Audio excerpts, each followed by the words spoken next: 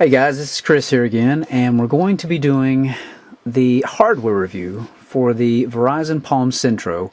I did the unboxing last week, and I've had about a week to use this little guy, and I've got to tell you, I've been really impressed.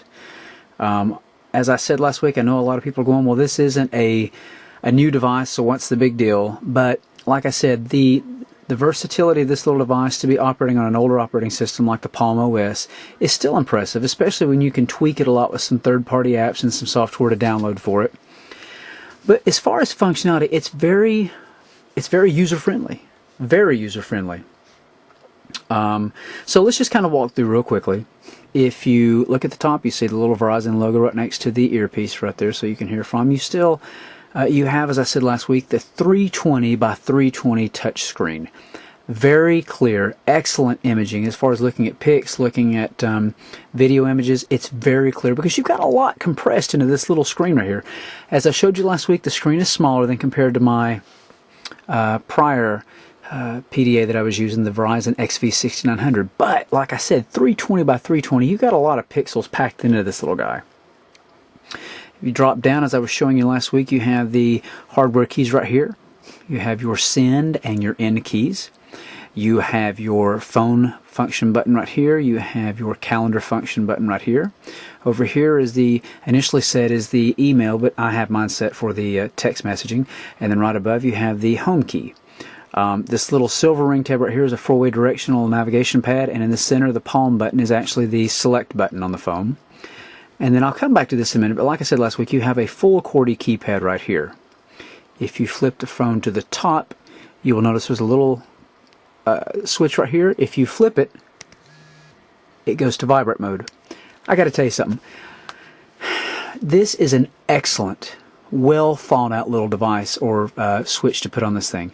If you're in a meeting, if you've got it holstered in a side holster, reach down, click it, boom, you go to vibrate mode. Got it sitting in your pocket, click, boom, you're in vibrate mode, or flip back over to normal ring mode, whatever ringtone you have set on it. But this is excellent. You don't have to fumble around like on some phones and try to hit, go to the touch screen and try to find the volume select method so you can go to vibrate. You don't have to flip over and hold down a button for 2 or 3 seconds. You just flip, boom, you're in vibrate mode. Very well thought out. To be a smartphone for what it's, for what you want a smartphone for, to use professional usage or whatever, very well thought out. If you go to the side over here, you'll see that you have a volume rocker arm right here.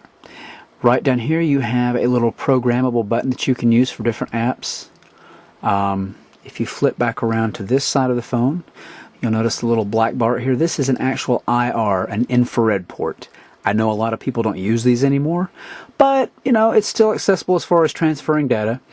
I really wish they would have put more of the cost of this into converting this to a Bluetooth 2.0 device. It is a Bluetooth device, but not the newer 2.0. This little section right here, I'll come to that in just a second. This is another little pet peeve that I have as far as the functionality of this phone. Flipping it around to the base of the phone, you have the proprietary jack right here for transferring with a syncing method with your PC. Over here, this little hole to this end right here is the AC jack port right there, and then on this end right here you have a 2.5 millimeter headphone jack right there. Flipping over to the back, you have the vanity mirror right here for self-portraits. It has a 1.3 megapixel camera, as I mentioned last week, and as I said, I've had a chance to play with it some this week. It does really, really good stills. The Verizon XV6900 that I've been using has a 2.0 megapixel camera, and this guy really does a better job as far as capturing stills, I think, than what the 2.0 is doing on the XV6900. It does do video captures, but my main emphasis would be on the stills that it does. Right here, you'll notice you have the little external speaker. Really, really good clarity coming out of this guy. Like if you're listening to your MP3s on the software that comes pre-installed is the Pocket Tunes Deluxe, a really good audio player. And this speaker is excellent. If you need to be hands-free and you go to speakerphone, excellent clarity coming out of this guy. Very impressed with the volume on it. Kudos to the guys for this little guy. Right here, you will see the stylus port right here. The stylus is about the length of the device. It is a plastic stylus. It's not a super, fancy one. But then again, with this device, there's really not much need for it.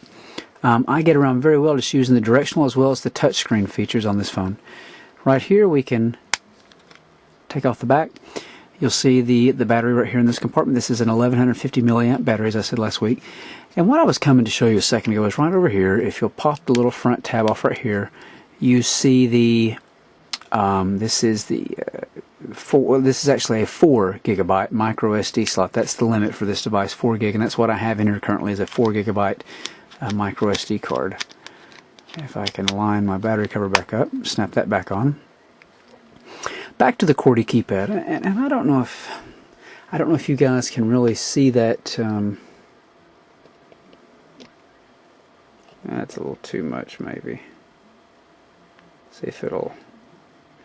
That's a close-up of the keypad. You can see, just looking at a glance, they are raised. They are very well textured, raised little keys. Very accessible. I mean, they're easy to text on. Comparatively, a lot of people think, well, it's not really going to be that easy to text with, but I got to tell you, it texts very well. I am a 6 foot tall, 180 pound guy, and I don't have huge thumbs. And people say, well, your thumbs are all over the place, but just going off the tips of my thumbs, I can text very avidly, nimbly. I can text on this guy.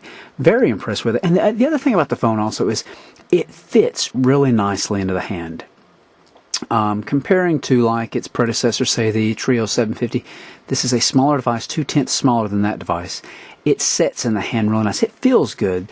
The rounded design to it, it's not a large as far as thick phone. It's thicker than others, or some, but like I said, this fits really nicely in the hand.